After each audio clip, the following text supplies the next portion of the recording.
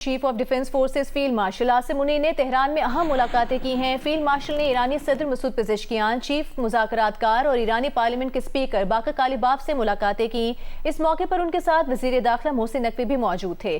ایرانی news agency کے مطابق فیلڈ مارشل سے ملاقات میں ایرانی سپیکر باقر کالیباف نے کہا کہ قوم اور ملک کے حقوق پر سمجھوتا نہیں کریں گے۔ جنگ بندی کے دوران ایرانی فوج نے خود کو دوبارہ مضبوط کر لیا ہے۔ فیلڈ مارشل عاصم منیر نے ایرانی وزیر خارجہ عباس اراغچی سے آج دوبارہ ملاقات کی۔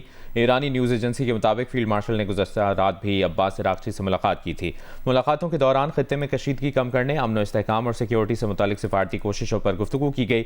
ISPR کے مطابق فیلڈ مارشل کا دورہ ثالثی کی کوششوں کا حصہ ہے، جس کے دوران خطے میں قیام امن اور دیگر امور پر بات چیت ہوگی۔ Field marshal Asim Munir Tehran سے روانہ ہو گئے ہیں۔ ایرانی سرکاری میڈیا کے مطابق فیلڈ مارشل عاصم منیر نے ایران کے صدر، سپیکر اور وزیر خارجہ سے ملاقاتیں کی۔ وفاقی وزیر داخلہ محسن نقوی بھی ان ملاقاتوں میں موجود تھے۔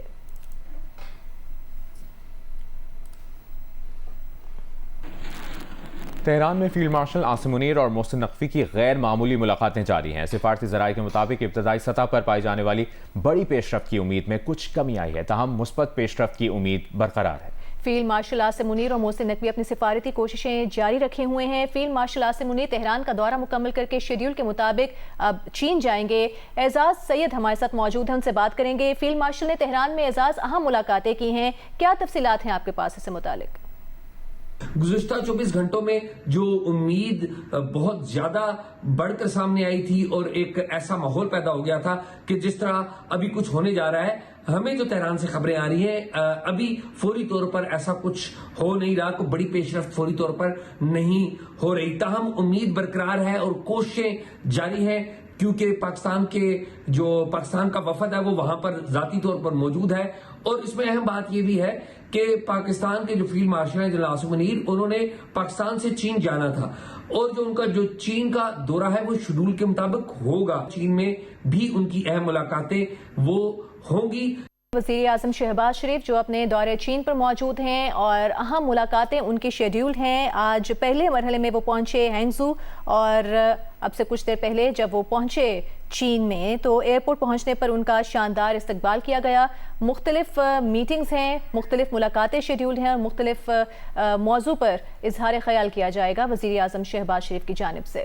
آپ کو بتائیں کہ وزیر اعظم شہباز شریف کی صاف پانی اور سبز پہاڑ انمول اثاثے ہیں کہ تصور بالخصوص کی تعریف کی گئی، اور ہانگزو کے یہ مناظر اس وقت آپ ملاحظہ کر رہے ہیں اسکرین پر۔ وزیر اعظم شہباز شریف یہاں پہنچے تو ان کا مسٹر وانگ باؤ نے استقبال کیا اور خوش آمدید کہا۔ وزیر اعظم شہباز شریف نے زیجیانگ صوبے کی شاندار ترقیاتی منصوبوں کو بھی سراہا ہے، اور وزیر اعظم شہباز شریف نے صدر شی جن پنگ کی دور اندیش قیادت کی بھی تعریف کی ہے۔ ساتھ ہی ساتھ آپ اسکرین پر ملاحظہ بھی کر رہے ہیں مناظر۔ دو طرفہ سمجھوتوں پر دستخط کیے جا رہے ہیں۔ پاک چین تعلقات اور دونوں ممالک کے درمیان تعاون کو مزید وسعت دینے کے حوالے سے مختلف MOUs سمجھوتوں پر دستخط کیے جا رہے ہیں۔ مناظر آپ دیکھ سکتے ہیں جیو نیوز کی اسکرین پر۔ وزیر اعظم شہباز شریف کا یہ 4 روزہ دورہ ہے چین کا، اور اس کے پہلے مرحلے میں آج وہ ہینگزو پہنچے اور وہاں پر ان کا استقبال کیا گیا، اور مختلف ملاقاتیں وزیر اعظم کی شیڈیول ہیں۔ پاک چائنا تعلقات کو مزید وسعت دینے کے حوالے سے مختلف منصوبوں اور مختلف امور پر گفتگو کی گئی۔ اور ابھی آپ کو بتائیں گے امیر قطر شیخ تمیم بن حمد الثانی نے صدر ٹرمپ کو ٹیلی فون کیا۔ قطری شاہی دیوان کے مطابق دونوں رہنماؤں نے گفتگو کے دوران خطے میں حالیہ پیش رفت کا جائزہ لیا۔ پاکستان کی ثالثی کوششوں سمیت علاقائی اور بین الاقوامی کوششوں پر تبادلہ خیال کیا گیا۔ امیر قطر اور امریکی صدر ڈونلڈ ٹرمپ نے مسائل کے حل اور اسٹریٹجک آبی گزرگاہوں کی حفاظت برقرار رکھنے کی ضرورت پر بھی زور دیا۔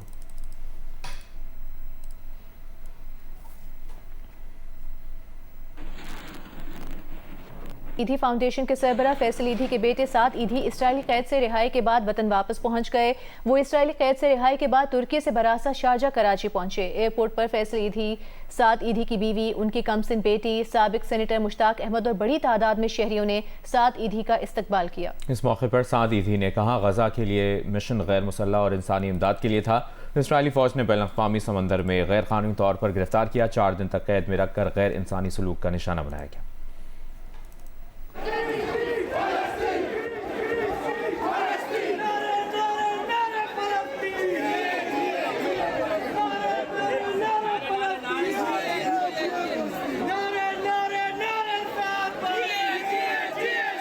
हमारे सेल अलग थे और हमें सिर्फ एक दिन जेल में रखा गया, बाकी 3 दिन हम प्रिजन शिप में थे जहाँ पे हमें टॉर्चर किया जाता था और पर दिन हमें आधे लीटर की बोतल दी जाती थी। इवन कि जेल में हमें 22 बंदों का हमारी प्रिजन वैन थी जिसमें हमें एयरपोर्ट मुंतकिल किया गया। 22 बंदे थे जिन्होंने रात से पानी नहीं पिया था। उनमें 22 बंदों में सिर्फ 1.5 लीटर की बोतल दी थी। टोटल 1.5 लीटर की 500 ml की 3 बोतलें दी थी हमें। वोटास डाकुओं ने सरेंडर कर दिया। पुलिस के मुताबिक हथियार डालने वाले डाकुओं के सर की कीमत 4 लाख से 10 लाख तक है। मुल्ज़मान कत्ल, अगवा, पुलिस मुकाबलों, डकैती समेत दीगर मुकदमात में मतलूब थे।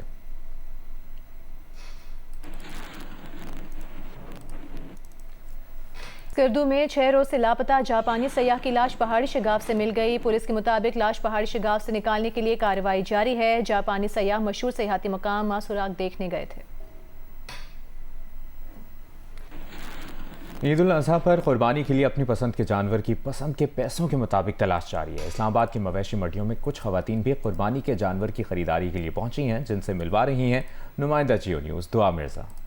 जी, मैं इस्लामाबाद की मवेशी मंडी में मौजूद हूँ और इस वक्त मेरे आसपास बकरे ही बकरे हैं जो कुर्बानी के लिए लोग खरीदारी के लिए आए हैं, लेकिन महंगाई बहुत ज्यादा है। खातून मेरे साथ मौजूद हैं। इतने ज्यादा महंगे बकरे हैं, ये डबल कीमत ले रहे हैं, जितना का ये लेकर आए उससे डबल कीमत वसूल। तो आप क्या बजट सोच के नहीं ले रहे हैं, 80,000 मिल रहा है। सीटिया वालों की जगह एक जानवर का 4,000 3,000 वसूल कर रहे हैं, इसलिए महंगे कर रहे हैं आप? इसलिए सबसे ज्यादा कह रहे थे।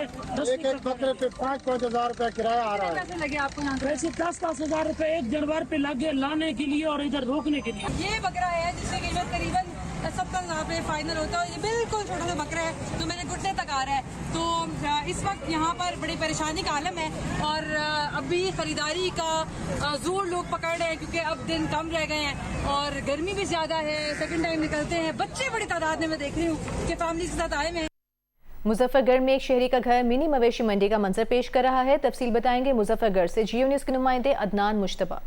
मैं किसी मवेशी मंडी में मौजूद नहीं, ये एक घर है जहां पर दर्जनों के हिसाब से आपको जानवर नजर आ रहे हैं। छोटे छोटे जो बच्चे हैं उन्होंने भेड़ें थाम रखी हैं। तो ये एक घर का मंजर है। इन्होंने ईद कुर्बान के लिए सारे जानवर तैयार किए हैं। इसमें 3 ऊंट भी शामिल हैं, 9 वेड़े शामिल हैं, जबकि 3 जो बकरे हैं वो भी शामिल हैं। मेरे साथ इस घर के सरबराह मौजूद हैं, उनसे जानते हैं कि वो इतनी ढेर सारे जानवरों की कुर्बानी क्यों कर रहे हैं और उनके जो जानवर हैं उन्हें किस तरह उन्होंने पाला है। यहाँ पे हमने ये अपने बड़े शौक से 3 ऊँट जानवर ये पाले हुए हैं।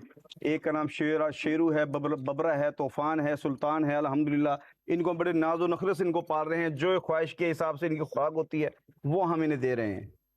लोग बड़ी तादाद में यहाँ पर आ रहे हैं, बच्चे आ रहे हैं, सेल्फियां बना रहे हैं क्योंकि इतनी बड़ी तादाद में यहाँ पर जानवर लाए गए हैं। तो मिनी मवेशी मंडी का ये मंजर पेश कर रहे हैं। इनकी जानिब से, मालिक की जानिब से कहा जा रहा है कि ये ईद कुर्बान के तीनों अयाम में ये जो जानवर हैं वो ज़िबा किए जाएंगे और अल्लाह की राह में कुर्बान करने के बाद मुस्तहिक लोगों में, गरीब लोगों में इनका गोश्त बांटा जाएगा।